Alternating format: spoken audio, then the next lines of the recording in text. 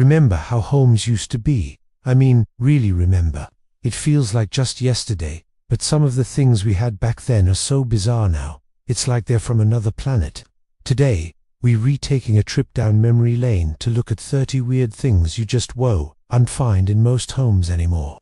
Get ready for a serious dose of nostalgia. Let's start with the heart of the old living room, the television with a wood cabinet. These things were massive, more like a piece of furniture than an electronic device. You didn't mount it on the wall. You gave it its own dedicated spot and maybe put a plant on top. They weighed a ton and had a screen the size of a modern tablet. But hey, they had character. And what was under your feet in that living room? Chances are, it was shag carpeting. We're talking thick, fuzzy carpets in colors that would make your eyes water today: burnt orange, avocado green, or that classic harvest gold.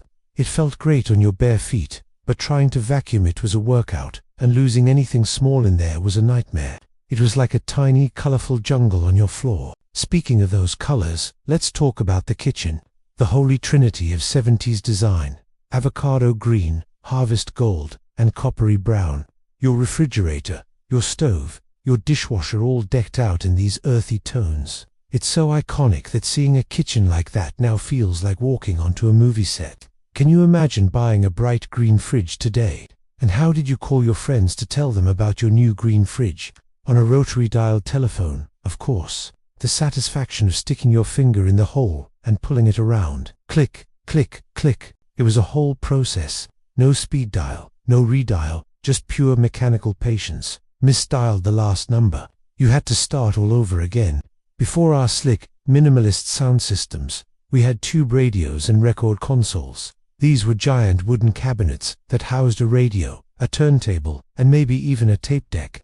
They were the all-in-one entertainment hub, producing that warm, crackly sound that vinyl lovers still chase today. They were pieces of art, really. Now, let's talk about something truly baffling.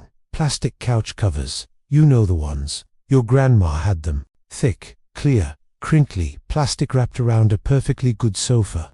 The whole point was to protect the furniture, but it made sitting on it a sticky, noisy, and deeply uncomfortable experience.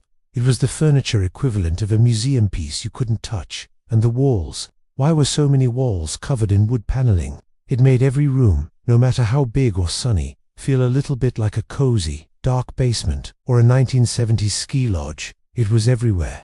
It's one of those trends that completely vanished, and now we spend our time painting over it or tearing it down. Another thing you'd find in every room: ashtrays, on the coffee table, on the end tables, in the kitchen, sometimes even in the bathroom.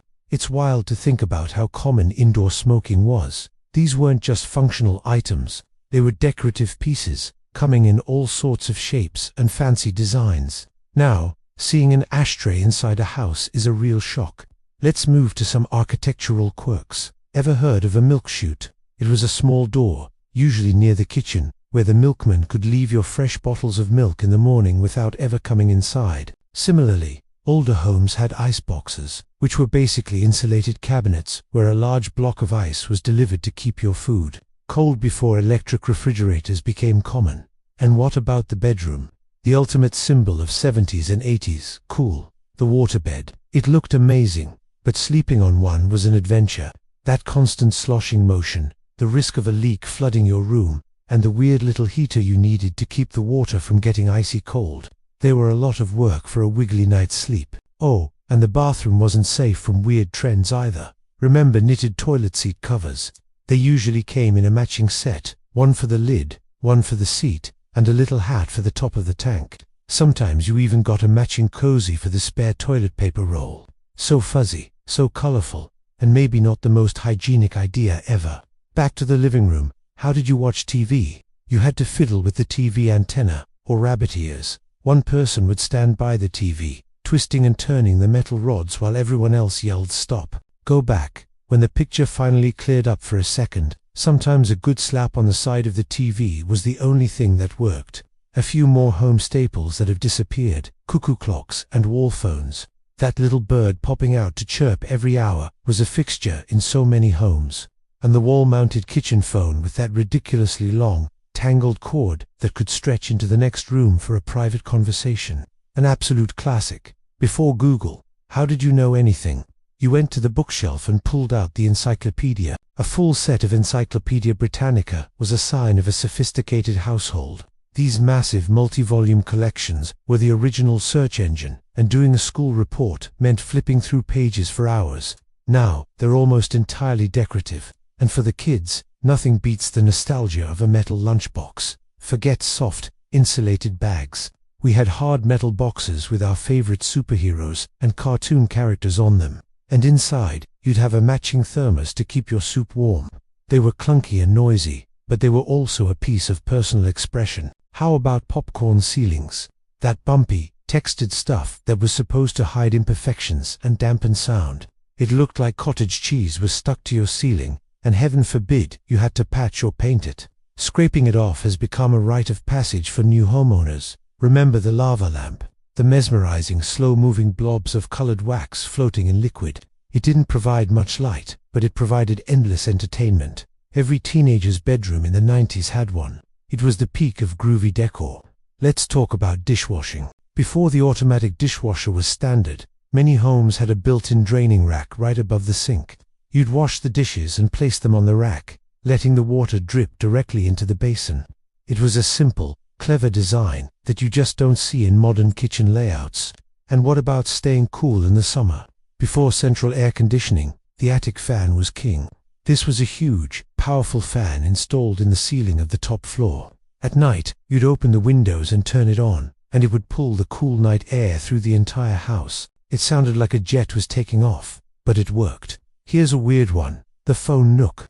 In older houses, you'd often find a little arched alcove built into the wall of a hallway, specifically designed to hold a telephone. It often had a small seat or a little shelf for a phone book. It was a dedicated spot for the most important communication device in the house. Another bedroom feature you rarely see is the vanity table, a special desk with a mirror and lots of little drawers, just for getting ready. It was a glamorous little corner of the bedroom that has mostly been replaced by rushing to get ready in the bathroom mirror.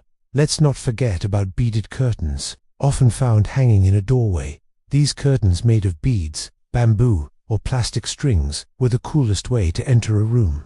They were noisy and always got tangled, but they added a certain bohemian flair to the house. And in the laundry room, the wringer washer.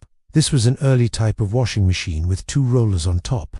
After washing, you'd feed the wet clothes through the wringer to squeeze the water out. It was a manual and slightly dangerous step that we are all very happy to have automated now. Remember floppy disks and the special plastic boxes we used to store them. Before the cloud, USB drives, or even CDs, these were how we saved our documents and played computer games. That little clicking sound as the computer read the disk is pure 90s nostalgia.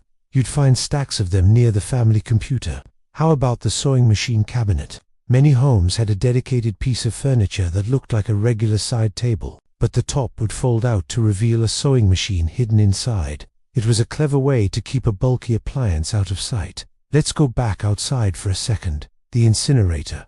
In some older suburban homes, there was a small brick or metal chimney in the backyard for burning trash. Before organized trash collection was universal, this was a common way to get rid of household waste. It's unthinkable today for so many reasons. And the conversation pit.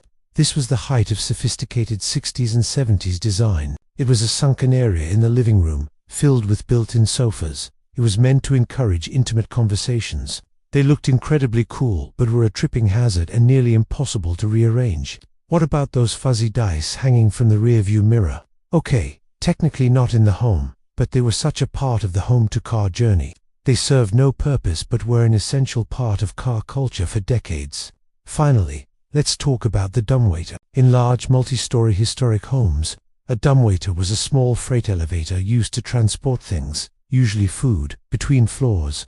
You could send a tray of snacks from the kitchen up to the dining room without ever using the stairs. A luxury that has now been replaced by just yelling, "Can someone bring me a drink?" And there you have it.